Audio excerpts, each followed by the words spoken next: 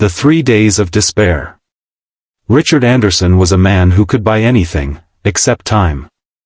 He built his empire from nothing: steel, finance, shipping, and at the top of it all stood his daughter, Lily. After losing her mother when she was just 6, Lily became his world. But life has a way of humbling even the most powerful. It started with fatigue, then dizziness, then the collapse. The diagnosis: acute liver failure. Doctors said she needed a transplant immediately. Money poured in, but organs don't listen to bank accounts. Richard spent sleepless nights calling every contact, offering millions. He even whispered to his assistant, "I don't care what it takes. Legal or not. Just save her." But every day, the same cold answer: no match found. By the 3rd day, Lily was slipping away. Machines hummed softly around her. Her skin had turned yellowish, and her lips trembled even in sleep. Outside her hospital window, the city sparkled, cold and indifferent. And that's when fate crossed paths with a boy named Eli Turner. Eli had lived on the streets since he was 10. His mother died of an overdose, his father left long before that. He survived by washing car windows, picking scraps, and sometimes sleeping under bridges. That night, he stood outside the hospital dumpster, searching for food, when he overheard 2 nurses talking. Poor girl. Anderson's daughter. 3 days left, and no donor. Yeah, even all his billions couldn't save her. Eli froze. He didn't know Lily, or her father.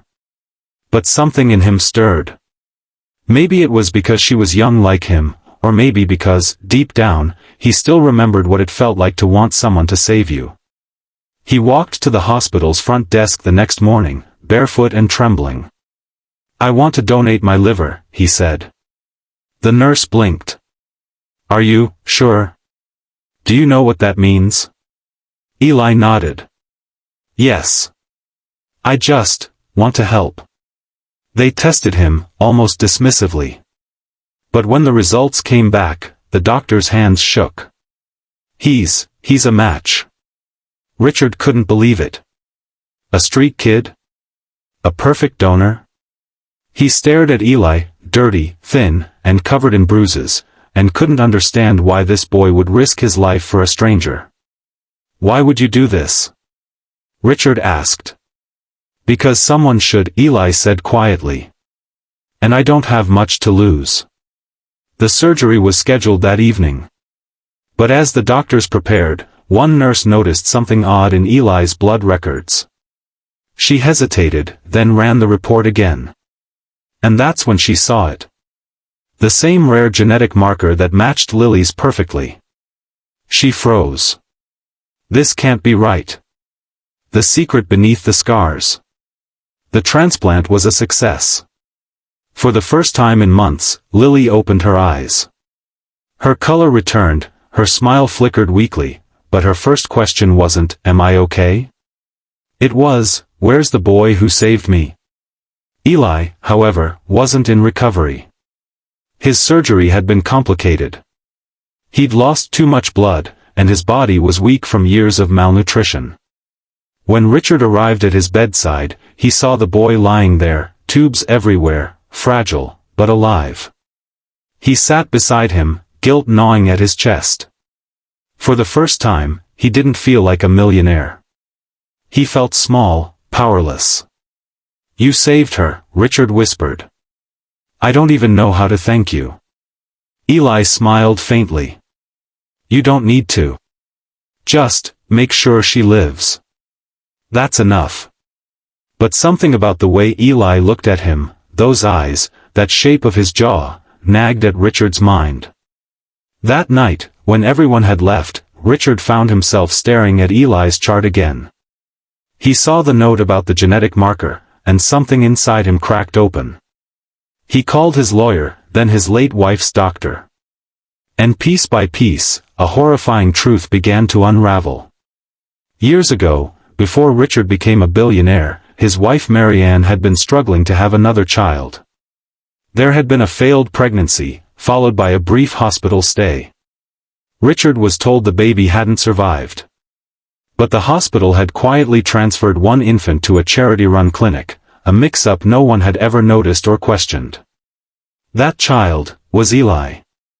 Richard dropped the file, hands trembling. The boy who had given half his liver to save Lily was his own son. The next morning, Richard rushed to Eli's bedside. "Eli, you're not just her donor," he choked out. "You're her brother. My son." Eli's eyes widened, tears welling up. "No, that can't be." "It is. I have proof. You were taken from us." For a moment, silence filled the room. Then Eli whispered. "All those years, on the street. And you never knew." Richard broke down. "I didn't. God help me, I didn't." Days later, as both siblings recovered, the Anderson mansion felt different. There was laughter again, soft, fragile, but real. Lily and Eli would sit in the garden for hours, talking about everything they missed. She told him about art school, he told her about sleeping under bridges. And one afternoon, as the sun set over the city skyline, Richard made an announcement. "From this day forward, no child in this city will go hungry or homeless again. We're starting the Eli Foundation." The cameras flashed, reporters cheered, but the real miracle wasn't the charity. It was that a street kid who had nothing gave everything, and in doing so, gave his family a second chance at love. Months later, the hospital nurse who had first discovered Eli's match found an old file, one she'd been too afraid to open before. Inside was the paperwork from the night of his birth, confirming everything. She smiled softly and whispered. "Sometimes, the universe writes stories we're too blind to see." The final shot fades in on Lily and Eli sitting on a park bench, feeding pigeons, sunlight breaking through the clouds. A simple caption fades onto the screen. "He gave life, and found family." Movie camera. If this story touched your heart, don't forget to like this video and subscribe to the Kindness Chronicles, where true stories remind us that even in the darkest corners, kindness still shines brightest. Yellow Heart.